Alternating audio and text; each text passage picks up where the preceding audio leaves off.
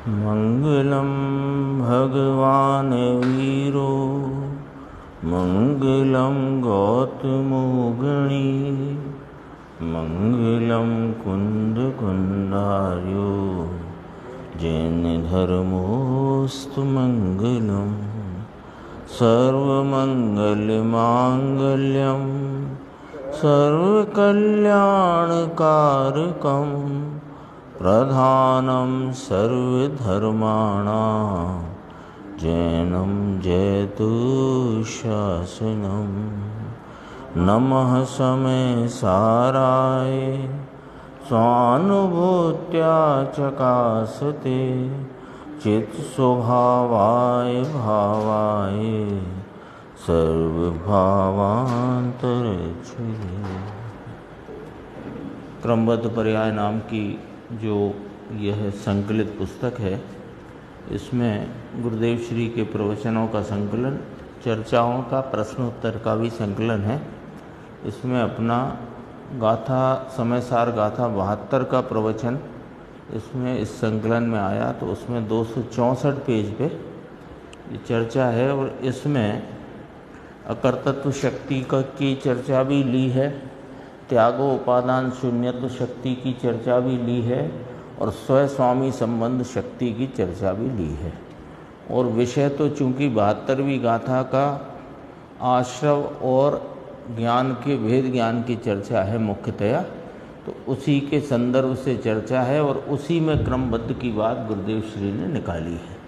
यहाँ अपन अपनी आज की स्वाध्याय यहाँ से प्रारंभ करते हैं कि यहाँ आत्मा उसे कहते हैं कि जो ज्ञान धारण करे, आनंद धारण करे, अस्तित्व गुण धारण करे, चैतन्य का भाव प्राण धारण करे।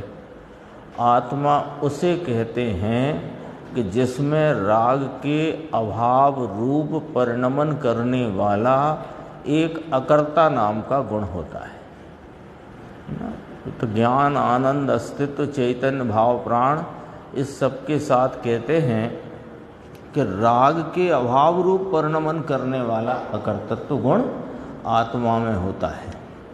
समस्त कर्म से किया जाने वाला ज्ञातृत्व मात्र से पृथक जो परिणाम, यानी आत्मा ज्ञातृत्व स्वरूप है, और कर्म से किया जाने वाला यानी कर्म के निमित्त से होने वाला जो ज्ञातृत्व मात्र से पृथक रागादि विभाव रूप परिणाम है, उन परिणामों के करण के उपरम स्वरूप वह अकर्तृत्व शक्ति है। ये तो अभी चली थी अपनी ना, उसी को कहा कि समस्त कर्म से किए जाने वाला, यानी जो कर्म के निमित्त से होने वाला जो रागादि विकारी भाव है, वह ज्ञातृत्व मात्र से पृथक भाव है। वह ज्ञातृत्व स्वभाव से, ज्ञातृत्व भाव से अन्य है, भिन्न है। और उन परिणामों के यानी रागादि विभाव रूप परिणामों के करण नाम उनके कर्तापने या उनके होनेपने के उपरम स्वरूप, उससे निवृत्त रूप, उपरम स्वरूप माने निवृत्त रूप, वह अकर्तृत्व शक्ति है। तो ये अकर्तृत्व शक्ति त्रिकाल रूप से आत्मा में रही हुई है कि जिस शक्ति से आत्मा ज्ञातापने के अतिरिक्त कर्म से किए जाने वाले परिणामों का कर्ता नहीं होता, ऐसी अकर्तृत्व नाम की एक शक्ति आत्मा में है ना। तो ये जो चर्चा आई ना, इसको खुलासा करेंगे। कर्म से किए जाने वाले, उसको देखो कि आत्मा में निमित्त के लक्ष्य से जो विकल्प हुआ, उससे उपरम स्वरूप यानी उससे निवृत्त स्वरूप अकर्ता नाम का एक गुण आत्मा में है। अब देखो बहुत स्पष्टीकरण कितना अच्छा है कि जिस समय राग हुआ है, उसी समय उपरम स्वरूप यानी उस राग से निवृत्त स्वरूप आत्मा में ज्ञातृत्व परिणाम हुआ। कैसे हुआ कि अकर्तृत्व शक्ति के परिणमन में। अकर्तृत्व शक्ति का जो परिणमन है, तो तो जिस समय राग हुआ उसी समय उपरम उस राग से निवृत्त स्वरूप, उस राग से उपरम स्वरूप आत्मा में ज्ञातृत्व परिणाम हुआ, वह अकर्तृत्व गुण का कार्य है। रागादि जो परिणाम हुए उनसे निवृत्त स्वरूप अकर्तृत्व नाम का आत्मा में एक गुण है। देखो कैसी अद्भुत वस्तु व्यवस्था है। हाँ, ज्ञाता देख सके और ज्ञाता है, ज्ञातापना उसका विद्यमान है, तब तो वह उसका विषय बने उपयोग का। फिर और खुलासा देगा, बहुत इसको अच्छे से लिया है गुरुदेव ने। आत्मा में एक अकर्तृत्व नाम का अनादि अनंत गुण है। जिस प्रकार आत्मा में क्रम से परिणमना और अक्रम से रहना, ऐसा एक गुण है। कल चर्चा आई थी उत्पाद व ध्रुवत्व शक्ति। उसी प्रकार आत्मा में अकर्ता नाम का एक त्रिकाल गुण पड़ा हुआ है। जिसे ऐसी शक्ति का भान नहीं, वह अज्ञानी जीव राग का कर्ता होता है। और जिसे इस शक्ति का भान है, किस शक्ति का, कि अपने अकर्तृत्व शक्ति स्वरूप आत्मा और उसकी अकर्तृत्व शक्ति का जिसे भान है, तो वह राग के समय में भी राग से निवृत्त रूप अपने ज्ञातृत्व परिणाम से परिणमता हुआ राग का अकर्ता होता है। अद्भुत है वस्तु की व्यवस्था। राग नहीं है ये नहीं कहते, राग है। राग है जो कर्म के निमित्त रूप जो कर्म हैं, उनके लक्ष्य में उत्पन्न हुआ जीव के ज्ञातृत्व मात्र से भिन्न अन्य विभाव रूप स्वभाव से विपरीत भाव उत्पन्न हुआ है। उस विपरीत भाव से निवृत्त रूप ज्ञातृत्व स्वरूप परिणमन करना, परिणमित होना आत्मा का स्वभाव है। ऐसी अकर्तृत्व शक्ति आत्मा में त्रिकाल अनादि अनंत रही हुई है। क्या गजब की वस्तु है ये। स्वभाव को कभी छोड़ती नहीं, स्वभाव से रिक्त कभी होती नहीं। विभाव के परिणमन के काल में भी अपनी स्वभाव रूपता को से अचल रही हुई है, अचल है अपनी स्वभाव रूपता। ये महिमा में ये बात चढ़नी चाहिए, ऐसी बात है। क्योंकि अपनी दृष्टि पर्याय पर है ना अनादि की, तो पर्याय में अपने को राग दिखाई देता है और उसका वेदन होता है, कलुषितता का, आकुलता का, और उस वेदन को ही हम अपना स्वरूप मानते हैं, जबकि वह स्वरूप से विपरीत भाव है। और उस ही समय में हुआ है, कोई दिक्कत नहीं, इसमें बहुत चर्चा ली। राग होता है तो राग हुआ है, अपने क्रम में हुआ है। उस राग की तरफ राग जो हुआ, उस काल में भी राग से भिन्न, राग से निवृत्त स्वरूप परिणमने की शक्ति आत्मा में है। ऐसे शक्ति स्वरूप आत्मा की दृष्टि होनी चाहिए। तो क्या गजब की बात है। अपना अनादि से सारा का सारा जोर पर्याय में वर्तते और उस समय के उत्पन्न होते राग और राग के वेदन पर है। कषाय जरा तीव्र हुई तो लगता है कि मैं ही कषायित हो गया, और राग कषाय मंद हुई तो मानो कि मैं बहुत शांत हो गया। तो ना तुम शांत हुए न तुम कषायित हुए। दरअसल उस समय में भी उस राग से निवृत्त रूप, उस ज्ञातृत्व मात्र भाव से परिणमने स्वरूप तुम्हारा त्रिकाल स्वरूप है। वो त्रिकाल स्वरूप है, उस त्रिकाल स्वरूप का भान नहीं। इसलिए वर्तते हुए राग के वेदन में हम अपना पूरा स्वरूप उसी को मानते हैं। ये लिया यहाँ अज्ञानी जीव राग का कर्ता होता है, क्योंकि उसे ऐसी शक्ति का भान नहीं है। फिर देखो क्या स्पष्टीकरण, देखो बहुत गंभीर है। यद्यपि ये क्रमबद्ध पर्याय वाली बात यहाँ इतनी जोर से नहीं है, लेकिन राग और ज्ञान की भिन्नता की मुख्यता से चर्चा है। देखो, राग को जिस समय आना है उसी समय आता है। राग तो आएगा क्योंकि वह तो अपने क्रम नियमित भाव में उत्पन्न होता है। राग को जिस समय आना है, जिस रूप का आना है, जिस भाव रूप आना है, उसी समय में उसी भाव रूप आता है। परंतु अज्ञानी को अकर्तृत्व शक्ति का भान नहीं है।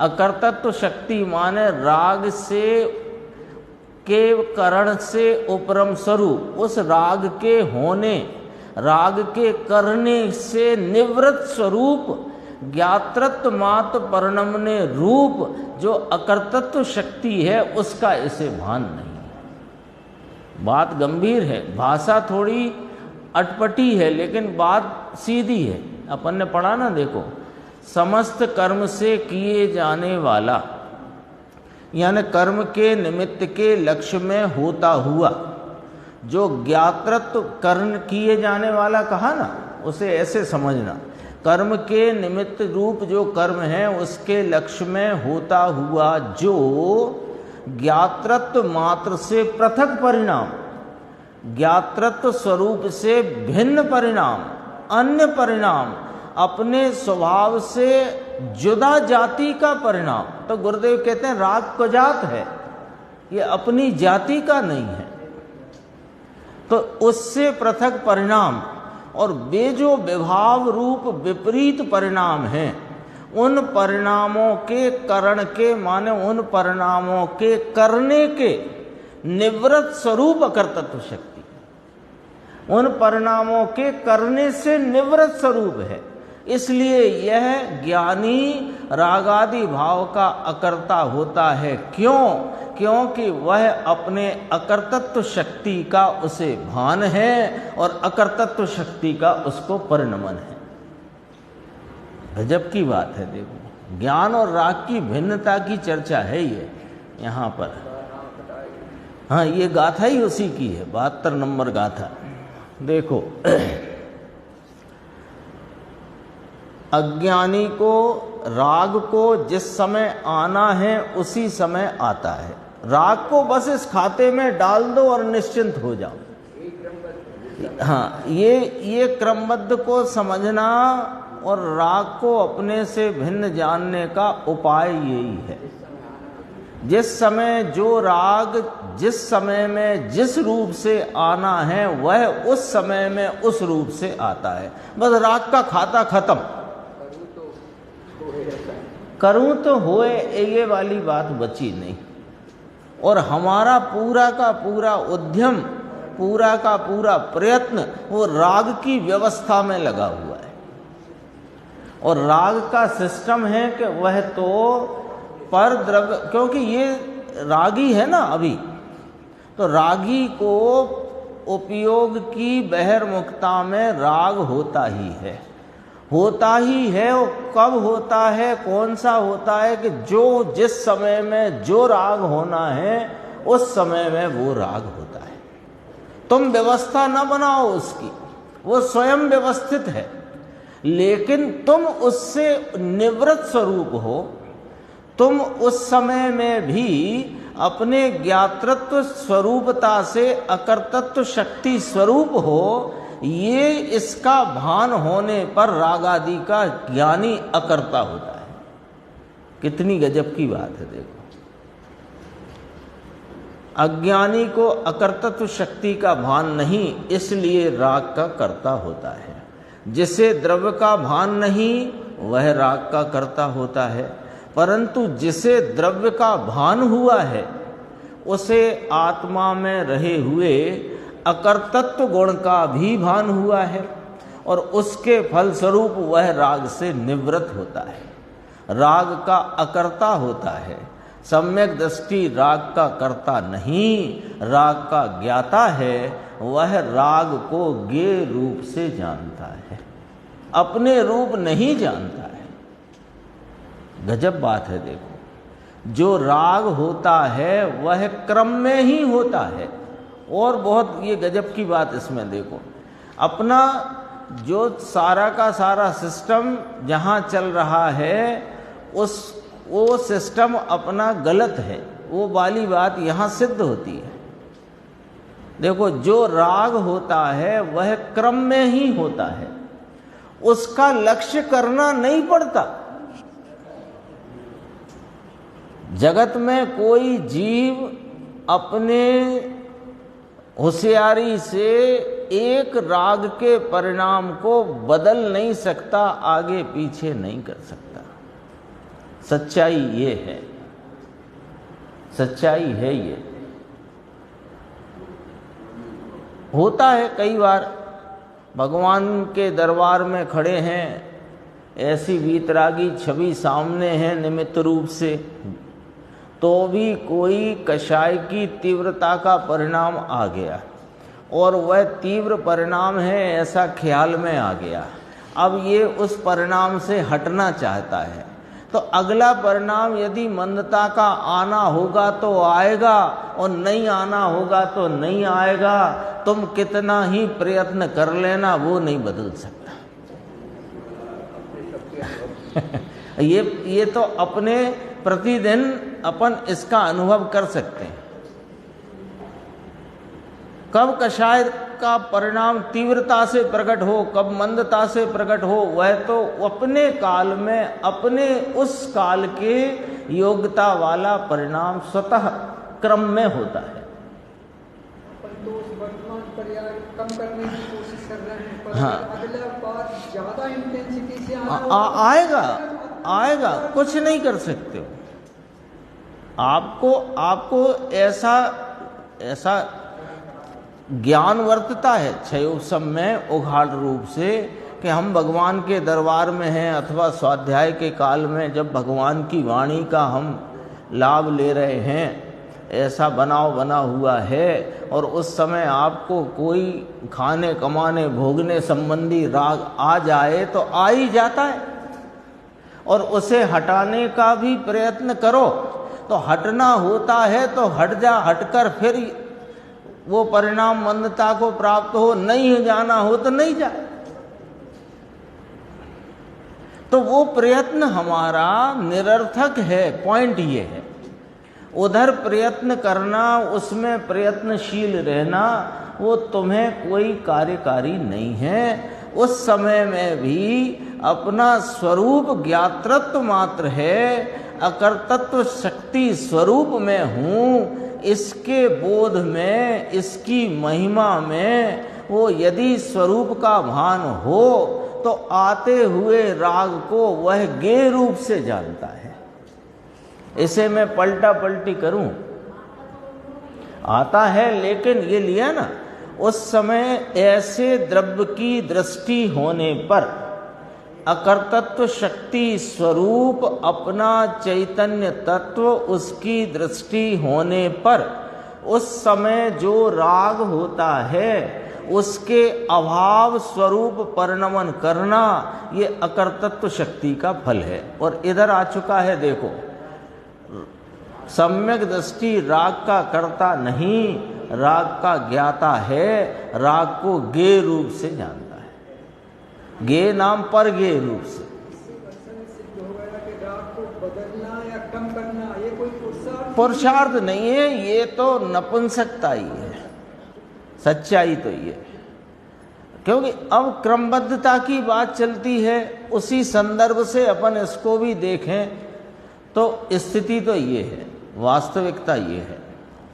देखो, राग होता है वह क्रम में ही होता है, उसका लक्ष्य करना नहीं पड़ता। आत्मा में अकर्तृत्व नाम का गुण पड़ा है, इस कारण पूरे द्रव्य का ऐसा गुण हुआ, पूरे द्रव्य का ऐसा गुण हुआ माने पूरे द्रव्य का ऐसा परिणमन उस अकर्तृत्व शक्ति का रूप सब में है ना, तो ऐसा गुण हुआ कि वह राग का कर्ता नहीं होता। ऐसे द्रव्य की दृष्टि होने पर, ये सम्यक दृष्टि है, उस समय जो राग होता है उसके अभाव स्वरूप परिणमन करना, ये अकर्तृत्व शक्ति का फल है, उसका कार्य है। यहाँ तो एक एक गुण का कार्य भिन्न भिन्न बतलाना है। प्रत्येक गुण का कार्य होता तो है एक समय में, परंतु भिन्न भिन्न होता है। एक द्रव्य अपने अनंत गुणों की व्यक्तता से प्रति वर्तमान काल में व्यक्त रूप भाव से, पर्याय भाव से व्यक्त होता है, परिणमता है।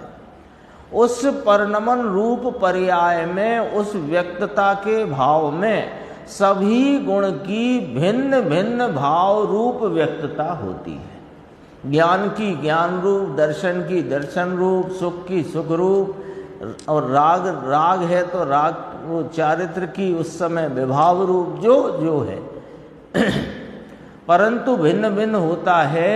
तो गुरुदेव कहते हैं थोड़ा भी जैसा है वैसा सत्य समझे, कम समझो, थोड़ा समझो पर सत्य समझो। थोड़ा भी जैसा है वैसा सत्य समझे तो अंत आए। और ऐसे के ऐसे 11 अंग 9 पूर्व पढ़ डाले और उसमें से कुछ सार ना निकाला, सार न निकाला, सार नहीं निकाला तो किसने पढ़े? यही जीव के पूर्व काल में अनंतवार ऐसा क्षयोपशम का भाव लब्धि रूप प्रकट हुआ है ना। पढ़ना भी नहीं पड़ा उसे पढ़ने से नहीं होता।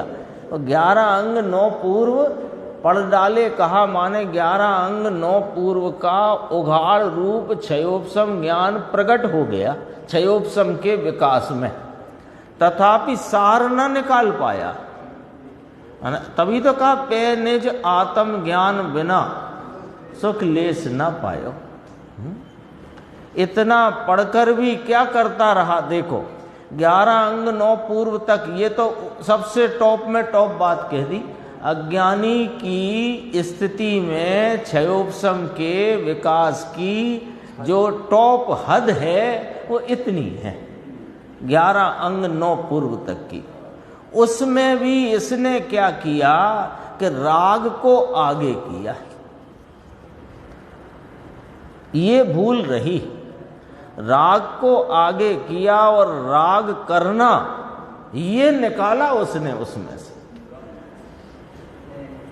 द्रवलिंगी है ना, जो 9वें ग्रहवेग तक चला जाता है, और अपन भी गए तो द्रवलिंग धारण किया, 11 अंग 9 पूर्व का पाठी हुआ, या उसको उतना क्षयोपशम का विकास हुआ, लेकिन का क्या निकालता रहा? एक समय की पर्याय में वर्तते राग के ही पीछे पड़ा रहा।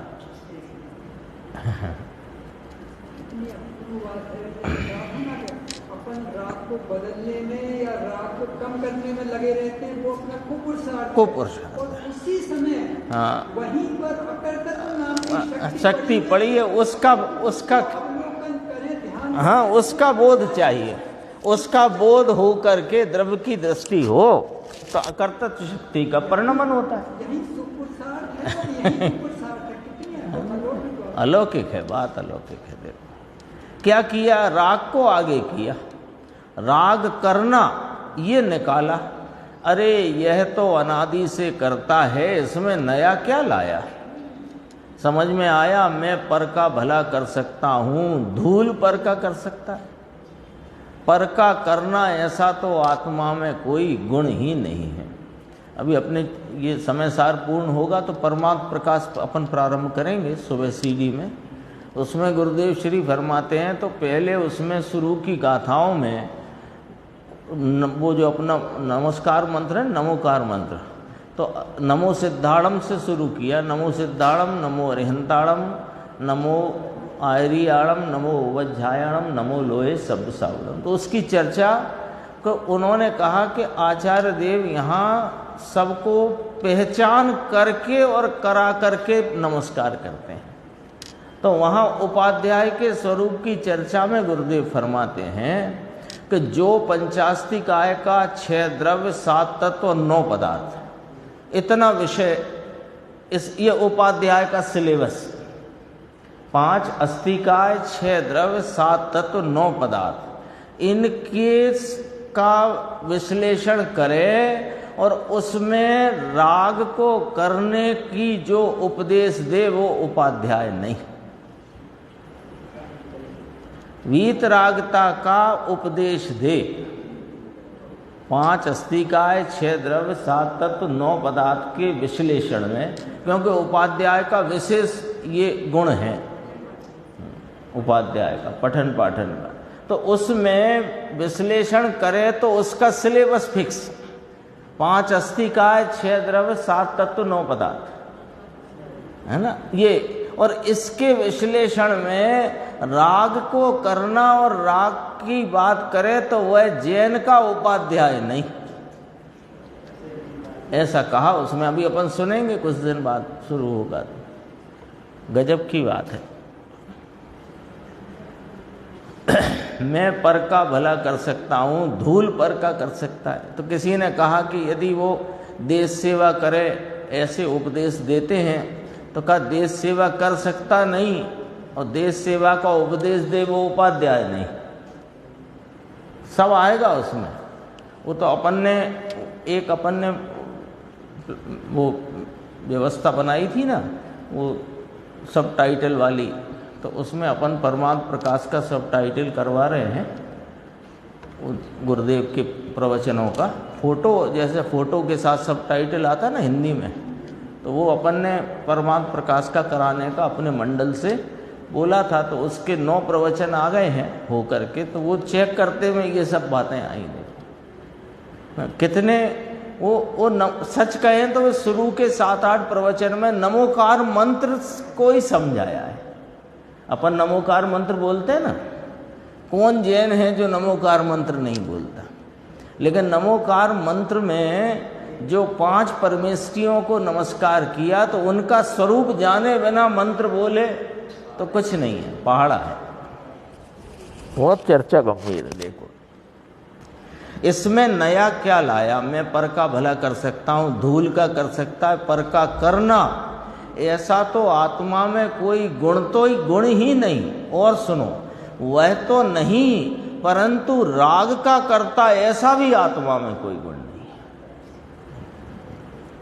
आगे देखना, अभी इसी की ओर चर्चा है। अगले पृष्ठ पे 266 पे, थोड़ा बीच में राग है। अब समझना जरा, राग है उस समय भी राग से उपरम स्वरूप नाम निवृत्त स्वरूप परिणमना वह अकर्तत्व गुण का कार्य है। ऐसे का ऐसा आत्मा आत्मा करे और माने वह नहीं चलता भैया। मैं गायक हूँ, मैं आत्मा हूँ, मैं जानने वाला हूँ, मैं यूँ हूँ, नहीं चलेगा। समझ में आया? वह वस्तु कैसी है, उसकी शक्ति कैसी है, और उस शक्ति का कार्य क्या है, यह समझना चाहिए।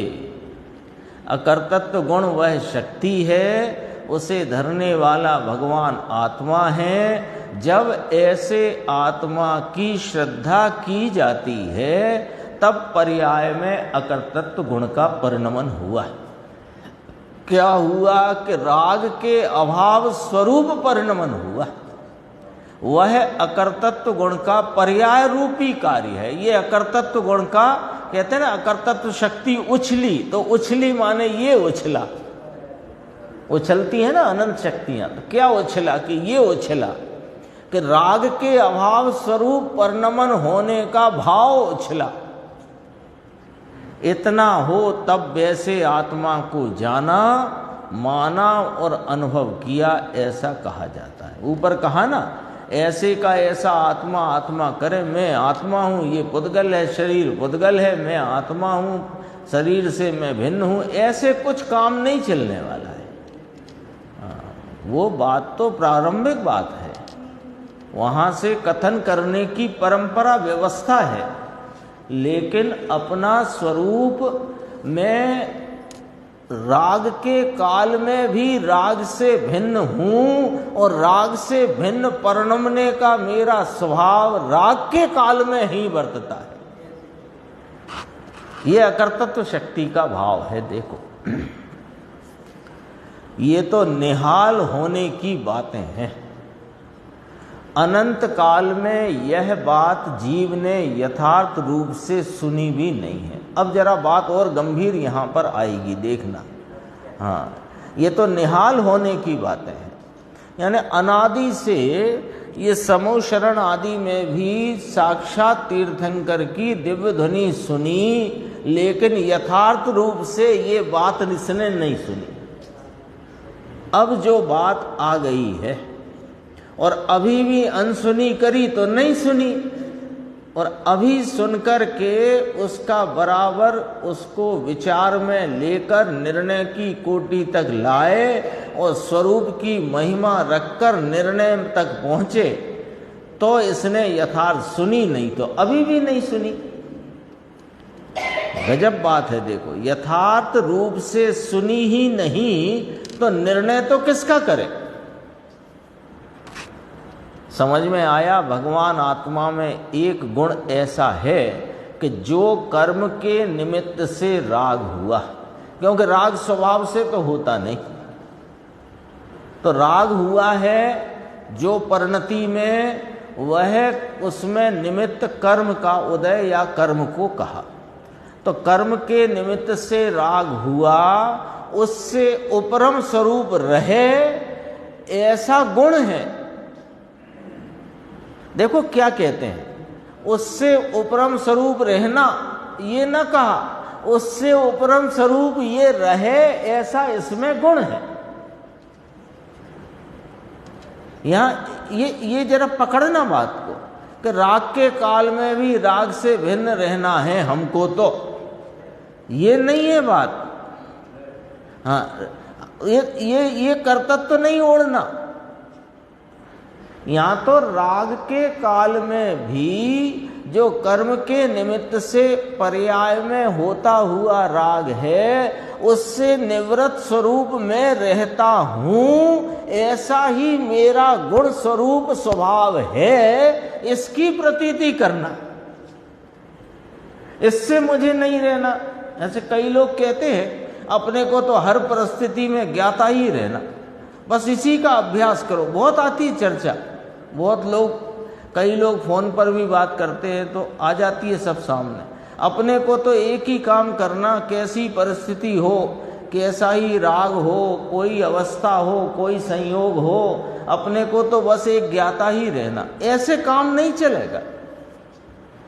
तो मैं तो उस समय अपने को ज्ञाता अनुभव करता हूं, तो अनुभव किया है कि नहीं किया है, कि विकल्प करते हो मैं ज्ञाता हूं, मैं ज्ञाता हूं, मैं ज्ञाता हूं। ज्ञानी तो धारा बहती है, उसे तो ज्ञातृत्व भाव की, ज्ञातापने की धारा बहती है। वो वर्तते राग में भी अपने उससे भिन्न वर्तता हुआ वर्तता है, भिन्न रहता हुआ वर्तता है। ज्ञाता रहना माने ज्ञाता को भी राग ही होगा। हाँ, वो अपने को तो ज्ञाता स्वरूप रहना है। अरे रहना है माने क्या चाहते हो तुम? पहले उन संयोगों में जुड़ते हो, फिर संयोगों से हटते हो और संयोगों से हटने का विकल्प करते हो। ये नहीं है जैन शासन की पद्धति। ये बहुत स्पष्ट बात समझना, क्योंकि ये कह करके बहुत सरल सा लगने लगता है। सरल तो है, पर ऐसा वाला सरल नहीं है। जैसा तुम विकल्प में ही, ये विकल्प से उस विकल्प में, उस विकल्प से इस विकल्प में, ये धंधा नहीं है यहाँ पर। ये तो राग आया है, वो राग आने के समय में आता है सो आया है, उसका खाता दूर रहो। उस राग के काल में भी मैं तो ज्ञातृत्व स्वरूप, राग के करण से उपरम स्वरूप, राग के होने पने से निवृत्त स्वरूप चैतन्य तत्व हूं। ऐसी प्रतीति का नाम राग से उपरम स्वरूप रहना है, इसका नाम ज्ञाता रहना है। ऐसे रहा जाता है ज्ञाता। हर प्रतिकूल संयोग हो कि अनुकूल संयोग हो, हर समय ज्ञाता रहना। तो ज्ञाता का अनुभव करो तो ज्ञाता रहोगे ना। विकल्प करके थोड़ी ज्ञाता रहा जाता है। तो बात गजब की स्पष्टता इसकी जरूरी है ये वाली बात कि देखो, भगवान आत्मा में एक गुण ऐसा है कि जो कर्म के निमित्त से राग हुआ किया नहीं लिखा, हुआ, उससे उपरम स्वरूप रहता है। राग से निवृत्त स्वरूप रहना ऐसा एक गुण आत्मा में है। तब श्रोता का प्रश्न देखना, यहां थोड़ी बात गंभीर है कि राग का नाश हो तब कर्म टले। तो कहा राग के अभाव रूप परिणमन होता है और कर्म भी अपने आप नाश होते हैं। राग का नाश करना नहीं पड़ता और कर्म का भी नाश नहीं करना पड़ता। ये पद्धति है, ये शैली है जिन शासन के, समझो उसकी रहस्य की बात है ये वाली बात है। क्यों कि राग है तो कर्म बंधन होता है, कर्म है तो उसका उदय आता है तो उसमें जुड़कर राग होता है। तो अब राग टले तो कर्म टले, अथवा कर्म टले तो राग टले। तुम फंस गए उलझन में। नहीं करना है हमें राग का नाश और नहीं करना है हमें कर्म का नाश, क्योंकि कर्म वह अन्य वस्तु है और राग मेरा स्वभाव नहीं। मुझे तो अपने स्वभाव में रहना है। राग अपने आप टलता है और कर्म अपने आप टलते हैं। मुद्दे की बात है ये, गजब की बात है।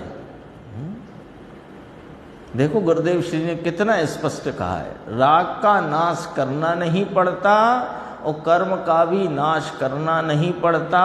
अरे राग का नाश करे ऐसे आत्मा में कोई गुण ही नहीं है। राग को उत्पन्न करने का भी गुण नहीं और राग के नाश करने का भी गुण नहीं। लो,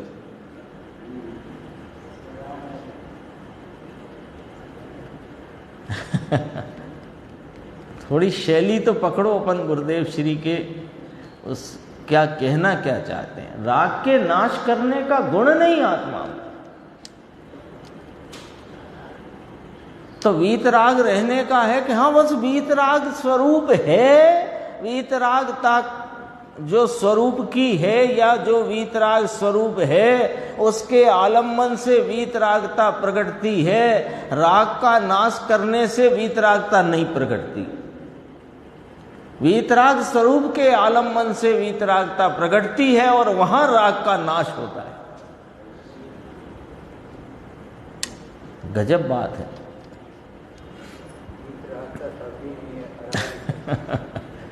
दरअसल है क्या कि शास्त्रों में आता भी है राग का नाश करने की बात। वो तो हम जहाँ अड़े हैं, खड़े हैं, पड़े हैं, वहाँ से उपदेश दिया जाता है।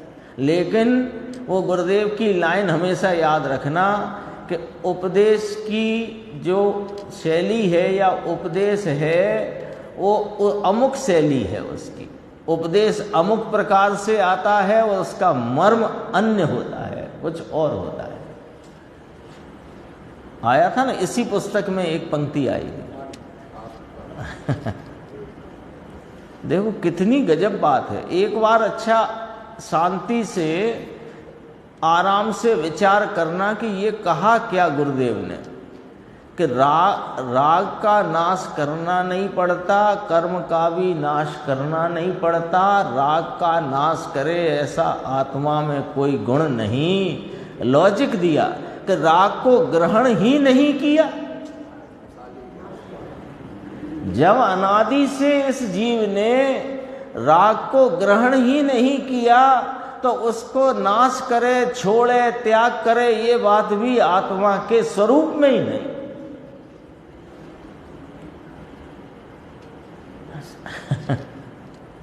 गजब की बात है। आत्मा में एक अब वो शक्ति आ गई, त्याग उपादान शून्यत्व शक्ति। आत्मा में एक त्याग उपादान शून्यत्व शक्ति है। इस शक्ति के कारण आत्मा राग का को ग्रहण भी नहीं करता, इसलिए राग का त्याग करना भी ना रहा। ग्रहण किया हो तो त्याग करना पड़े ना। छठवीं गाथा में तो कह ही दिया ये आत्मा कभी पुण्य पाप रूप हुआ ही नहीं। छठवीं गाथा में ही कहा प्रमत्त अप्रमत्त नहीं हुआ, तो उसमें पुण्य पाप भी समझ लो ना अभी अपन अपने स्तर पर आगे की निर्मल पर्याय रूप भी नहीं हुआ, ये बात भी उसमें घटित होती है। उसमें ऐसा ही लॉजिक लिया, प्रमत्ति नहीं हुआ तो अप्रमत्त हुए, ये वाला लॉजिक की जरूरत ही नहीं। ऐसे राग को ग्रहण किया ही नहीं तो राग के नाश करना या राग के त्याग करने की बात भी कहाँ है। राग के ग्रहण त्याग से आत्मा शून्य है। राग का ग्रहण त्याग नहीं करना ऐसी एक आत्मा में शक्ति है। राग का कर्ता नहीं होने की शक्ति और राग का ग्रहण त्याग नहीं करने की शक्ति, अकर्तत्व शक्ति, त्यागोपादान शून्यत्व शक्ति। ऐसे का ऐसा कहे कि हम आत्मा को मानते हैं, परंतु बापू आत्मा को मानना वह कोई अपूर्व चीज है।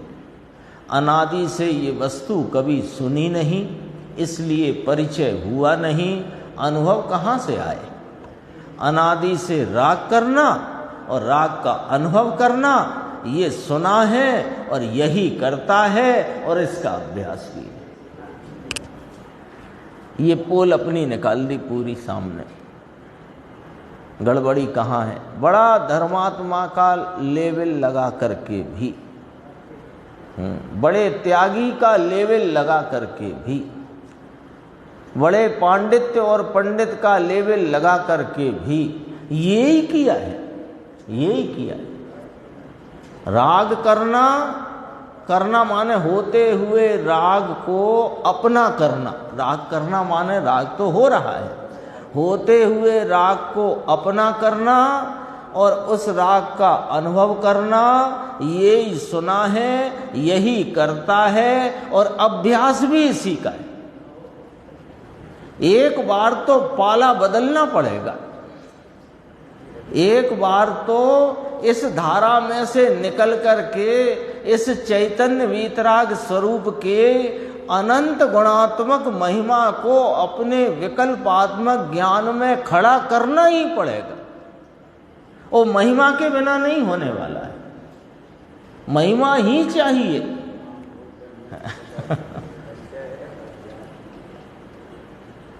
दरअसल अभ्यास भी करना हो तो इस चैतन्य तत्व की महिमा में रह करके उसकी ही महिमा की, उसके ही अभ्यास की बात है। तो उसमें रुचि की बढ़वारी होती है और रुचि की उग्रता में परिणमन होता है। नीचे और देखो, अब तीसरी एक और शक्ति की बात करिए। आत्मा में स्वयं स्वामी संबंध नाम का एक गुण है, 47वीं शक्ति। राग का स्वामी जीव हो ऐसा आत्मा में कोई गुण ही नहीं, क्योंकि वह तो स्वयं स्वभाव का स्वामी है और राग स्वयं स्वभाव है ही नहीं।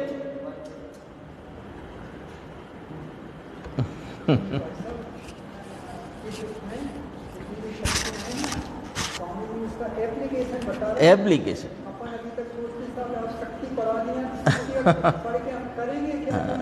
सब आया है शक्तियों के खुला हाँ, और शक्तियों का भी जो अपना अभी चला व्याख्यान, उसमें भी गुरुदेव कहते हाँ, शक्तियाँ द्रव्य गुण पर्याय तीनों में व्यापक है। ये उन्होंने हर बार कहा, हर शक्ति के संदर्भ में कहा द्रव्य गुण पर्याय तीनों में व्याप्ति है। द्रव्य में त्रिकाल रही हुई है, समस्त गुणों में सर्व शक्तियों का रूप है और उस द्रव्य की दृष्टि करने से वो शक्तियों का परिणमन पर्याय में व्याप्ता है। हर शक्ति में चर्चा करी। यहाँ तो अभी राग से भेद ज्ञान कराने में कितनी शक्तियाँ ली, अकर्तत्व शक्ति ली, त्यागोपादान शून्यत्व शक्ति ली, स्वयं संबंध शक्ति ली और उत्पाद व ध्रुवत्व शक्ति भी वस्तुता तो राग से भेद ज्ञान कराने के लिए ही क्रमबद्धता की चर्चा करके ली, जो अपन ने पिछले अपने 2 दिन में वो बात आई। देखो अब फिर कहते हैं, राग से उपरम स्वरूप अकर्ता गुण के कारण हुआ, क्रमशः जो पर्याय परिणमती है ऐसे उत्पाद व ध्रुवत्व की शक्ति को धारण करने वाले द्रव्य की प्रतीति हुई, तो साथ में व्यवहार रत्नत्रय का संग न रहा। लो क्या कहते हैं, क्या कहते हैं, देखो तो सही। एक तरफ कहते हैं 47वीं गाथा द्रव्य संग्रह की के दोनों ही मोक्ष मार्ग यानी निश्चय रत्नत्रय, व्यवहार रत्नत्रय अथवा अभेद रत्नत्रय, भेद रत्नत्रय दोनों ध्यान में प्राप्त होते हैं, ऐसा कहा ऐसा कहा।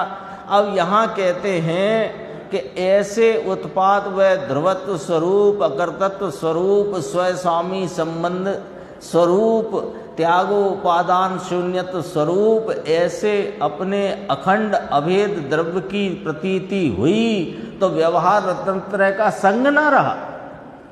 आपने तो कहा था कि जैसे ही अभेद रत्नत्रय प्रकट हुआ तो वहाँ जो राग रह गया उसको भेद रत्नत्रय कहते हैं, उसके पहले के राग को रत्नत्रय नाम नहीं मिलता। तो कहा कि बात तुम ठीक कह रहे हो, लेकिन ये जो पहले राग में एकत्व करके पड़ा था, जिसका नाम व्यवहार रत्नत्रय भी नहीं है, उसमें एकत्व करके पड़ा था, तो कहा कि वो व्यवहार रत्नत्रय नहीं है। जब स्वरूप के आलम्बन से स्वरूप की प्रतीति, स्वरूप संचेतन और लीनता रूपी जो सम्यक दर्शन ज्ञान चारित्र अभेद रत्नत्रय प्रकट हुआ, अब जो वहाँ राग है उस पर उपचार किया जाता है व्यवहार रत्नत्रय का, लेकिन ज्ञानी का उसका संग नहीं है। दृष्टिवंत रत्नत्रय परिणति में वर्तने वाला आत्मा का आराधक, स्वरूप का साधक, उसको व्यवहार रत्नत्रय परिणति में होए, लेकिन उसको उसका संग नहीं है, ये कहा। देखो नीचे कहा व्यवहार रत्नत्रय का संग ना रहा, यानी व्यवहार रत्नत्रय का राग का स्वामी ना रहा। व्यवहार रत्नत्रय रह गया परिणति में, पर उसका स्वामी नहीं रहा, क्योंकि स्वस्वामी संबंध शक्ति का परिणमन हो गया है। अब वो अपने स्वभाव का स्वामी है, राग का स्वामी नहीं। तो व्यवहार रत्नत्रय कौन है? राग है। तो राग का वो स्वामी नहीं, तो उसको उसका संग नहीं, संग ही नहीं। क्यों? तो परिणति में है तो परिणति में है, पर मेरा नहीं है ना, हुआ करे। जब वो जो राग से इस प्रकार अपने को भिन्न देखने का जिसको नजरिया मालूम पड़ेगा, वही इस द्रव्य की दृष्टि करेगा, और द्रव्य दृष्टिवंत राग से अनंत काल तक भिन्न रहेगा, जब तक राग रहा। और फिर तो राग ही नहीं रहता, असंख्य समय तक राग रहता है साधक दशा में, फिर तो राग भी नहीं रहता। ज्ञान कराया है, श्रद्धा तो स्वरूप की करना है, रत्नत्रय परिणाम की भी नहीं करना है। अद्भुत हैं बातें। देखो व्यवहार रत्नत्रय का राग का स्वामी नहीं रहा, क्योंकि आत्मा में एक स्वस्वामी संबंध नाम की शक्ति पड़ी है, जिसके कारण आत्मा शुद्ध द्रव्य गुण पर्याय का स्वामी है। सब में शुद्ध लगाओ, शुद्ध द्रव्य, शुद्ध गुण, शुद्ध पर्याय का स्वामी है, राग का स्वामी नहीं। क्रम से परिणमने के स्वभाव वाली उत्पात व ध्रुव शक्ति, चर्चा इसी प्रवचन में आई। अकर्तत्व शक्ति, त्यागोपादान शून्यत्व शक्ति, स्वस्वामी संबंध शक्ति आदि गुणों के धारक द्रव्य की दृष्टि करने से, फिर उसी को हाइफन लगाकर डैश लगाकर रुचि करने से, रुचि नाम प्रतीति, जो राग आए वह भी अकर्ता शक्ति के कारण उपरम स्वरूप, उससे निवृत्त स्वरूप परिणमता है। राग के अभाव रूप परिणमन हुआ, क्रमशर परिणमन हुआ। अक्रम से गुण रहे, क्योंकि गुण का अक्रम रूप रहने का भाव स्वभाव है, और पर्याय का क्रम रूप परिणमने का स्वभाव है, और राग का स्वामी न रहा, परंतु राग के अभाव स्वरूप परिणमन का स्वामी रहा। क्यों? कि स्व स्वामी संबंध शक्ति के परिणमन में शुद्ध द्रव्य, शुद्ध गुण और शुद्ध पर्याय का स्वामी है। स्पष्ट कहा था ना अभी, देखो। अकार्य अकारणत्व की भी चर्चा पहले ही आ गई थी, उसको भी गुरुदेव ने यहाँ याद किया। अंत में देखो, जो 72 गाथा का सार है वो देखो।